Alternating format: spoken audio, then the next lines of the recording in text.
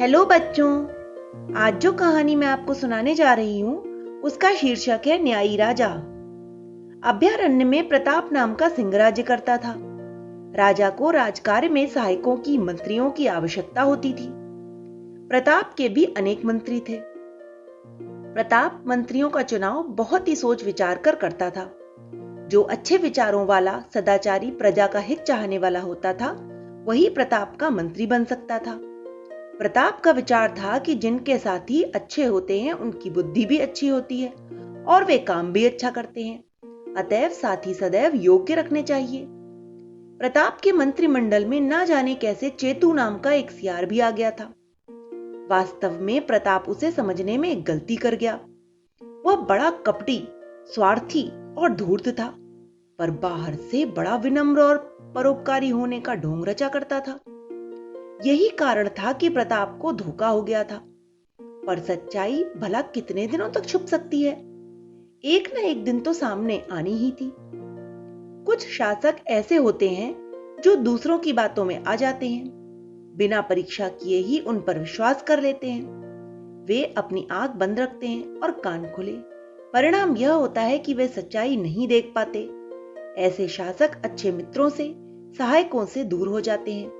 उन्हें हर समय चापलूस, स्वार्थी और कामचोर घेरे रहते हैं और शासक को भी गुमराह कर देते हैं।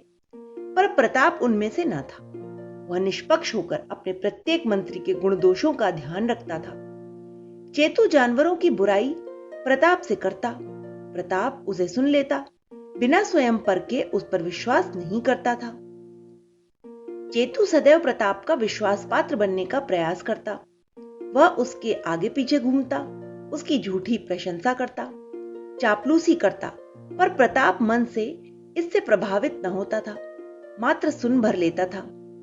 प्रताप के दूसरे मंत्री और जासूस भी चेतु की निंदा करते थे।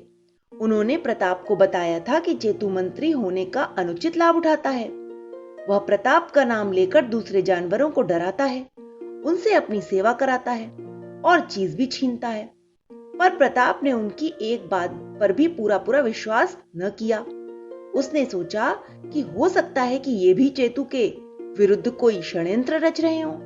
बिना परखे हुए किसी को पहचानना भी कैसे जा सकता है? वे शासक को बिना स्वयं परखे दूसरों की बातों पर पूरा विश्वास कर लेते हैं, सच्चाई जानने से वंचित ही रहते हैं। प्रताप ने चेतु पर कड़ी निगरानी रखनी शुरू कर दी और कोई होता तो अपनी झूठी प्रशंसा से ही खुश हो जाता, कभी उस पर शंका न करता। पर वह प्रताप था योग्य और गुणी शासक, जो सुयोग्य सहायकों को ही चाहता था, चापलूसों को नहीं। एक दिन प्रताप घनी झाड़ियों में विश्राम कर रहा था। संयोगवश झाड़ियों के बाहर पगडंडी पर चेतु सियार भी आ बैठा। प्रताप चेतु को अपनी जगह से अच्छी तरह देख सुन सकता था, पर चेतु को प्रताप के वहां होने का कुछ भी पता न था। प्रताप ने देखा कि पगडंडी पर एक स्याही चली आ रही है। उसके पास बहुत से फल, कुकुरमुत्ते और मांस था। उन्हें देखकर चेतु के मुंह में पानी भर आया। उसने स्याही का रास्ता रोका और कहा, ओहो, आजकल तुम बड़ी घमंडी होती चली जा रही हो। राजा जी को कुछ उपहार भी नहीं देती। कई दिनों से उन्हें प्रणाम करने भी नहीं आई। वह तुमसे बहुत नाराज हैं। यह सुनकर स्याही घबरा गई। वह बोली, ओहो चेतु भाई, मेरा बेटा बीमार है, इसलिए नहीं आ पाई, पर प्रताप जी को तो यह पता है। चेतु उसके और निकट पहुंच गया और आंखें नचाकर बोला, तुम तो जानती ही हो बहन, राजा आखिर राजा ही होता है। वह किसी को भी सगा नहीं मानता। उसे तो जैसे भी हो प्रसन्न रखना ही चाहिए, नहीं तो ना जाने कब कैसे और कहां से उसे गुस्सा सहन करना पड़े। यह सुनकर स्याही बड़ी परेशान हुई। बोली, तुम ही बताओ मैं क्या करूं? बच्चे की बीमारी से मेरा मन बड़ा परेशान है, कुछ सोच समझ नहीं पा रही। चेतु ने दिखाया मानो वह स्याही का कितना बड़ा हितैषी है। वह कहने लगा, बहन, तुम्हारा दुख देखकर मेरा कलेजा मुंह को आ रहा है। तुम्हारी सहायता करना मेरा कर्तव्य है। तुम जैसा करो, यह सामान मुझे दे दो। मैं तुम्हारी ओर से राजा प्रताप को दे दूंगा और उन्हें खुश करने की पूरी कोशिश करूंगा। स्याही ने निराश होकर अपना पूरा सामान चेतु को दे दिया। वह बोली, मेरा बेटा 4 दिन से भूखा है, बड़ी कठिनाई से मैं उसके लिए जुटा के ला पाई थी। क्या किया जाए बहन, दुष्ट को शांत तो करना ही होगा, चेतू मुंह लटकाकर बोला। साही के पीठ फिरते ही चेतू ने उसका माल गबागब खाया।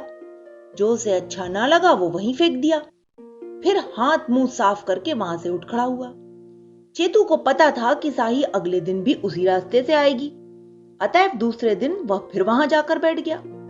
उसके वास्तविक रूप को जानने के लिए प्रताप भी आया था, क्योंकि जो हम कहा करते हैं उससे हमारा सच्चा परिचय नहीं मिलता, जो हम करते हैं उससे हमारा वास्तविक रूप प्रकट होता है। अगले दिन जैसे ही साही आई, चेतू बोला, बहन, राजा तुमसे बहुत अधिक नाराज हैं। तुम्हारा उपहार देकर कल मैं जैसे तैसे उनका गुस्सा कम कर रहा था। अभी तो उन्हें कुछ और दिया जाए, तब कहीं जाकर राजा का गुस्सा दूर होगा। साही अपने हाथ के सामान को कसकर पकड़ते हुए बोली, आज तो मैं कुछ भी देने से रही। कल मेरा बच्चा सारी रात भूख से तड़पता रहा और मैं असहाय सी चुपचाप देखती रही। यह राजा का प्रजा के साथ अन्याय नहीं तो और क्या है। अब और नहीं सहूंगी मैं ये अत्याचार। चेतू बोला, ठीक है, तो फिर तुम ही जानो, उस आलसी राजा का गुस्सा जब सहन करना पड़ेगा तब तुम्हें पता लगेगा। साही चेतू की बात अनसुनी करके तेजी से आगे बढ़ गई। चेतू अपने होठों पर जीभ फिरा कर ही रह गया। दूसरे दिन प्रताप का दरबार लगा हुआ था।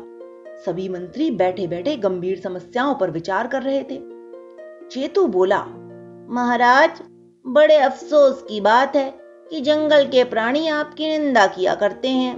वे आपके शासन संचालन की भी आलोचना करते हैं। प्रताप ने शांत भाव से पूछा, कौन है वह प्राणी? चेतू झुककर बड़ी ही विनम्रता से बोला, राजन, मैं बहुत समय से सुन रहा हूं कि रानी साही और उसका परिवार भी आपकी बुराई करता है। यही नहीं, रानी जंगल के दूसरे प्राणियों को भी आपके विरुद्ध भड़काती रहती है। इस अपराध का क्या दंड दिया जाना चाहिए? प्रताप ने पूछा। रानी को प्राण दंड दिया जाना चाहिए, चेतू ने जल्दी से बोला। नहीं, यह तो उचित नहीं है, सारे मंत्री एक साथ बोले। तो फिर उसे परिवार सहित देश से निकाल देना चाहिए क्या? राजा ने ऐसा पूछा। चेतू ने इसकी सहमति में सिर हिला दिया। ठीक है, प्रताप ने गर्दन हिलाकर कहा। फिर उसने अपने अंगरक्षक भालू को इशारा किया। भालू ने तुरंत चेतू को बंदी बना लिया। चेतू सकपका गया, वह कुछ समझ ही ना पाया, जोर जोर से चिल्लाने लगा।